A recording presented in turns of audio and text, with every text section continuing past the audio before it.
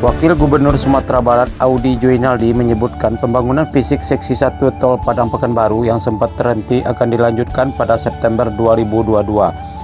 Awal September 2022 bisa dilanjutkan pembangunannya karena proses pembebasan lahan saat ini sudah sekitar 70%. Katanya di Padang Jumat 26 Agustus 2022.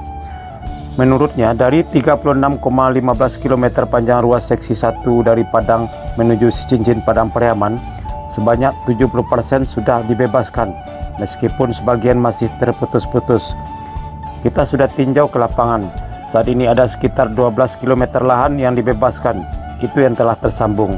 Ruas ini bisa segera dikerjakan, katanya.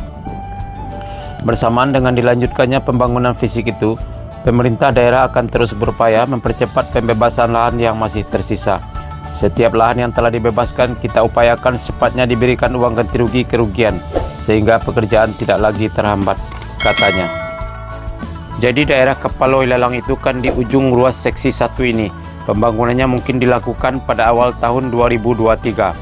Akan tetapi pembebasannya harus sudah selesai akhir tahun ini, katanya. Sementara itu, Proyek Direktur Tol Jalan Tol Padang Cincin Utama Karya Martin Robert Singal menjelaskan, meski lebih dari 70% lahan sudah bebas, tetapi masih ada akses-akses jalan kendaraan proyek yang belum bebas. Ia menyebut pihaknya akan memulai pekerjaan pada lahan yang telah dibebaskan.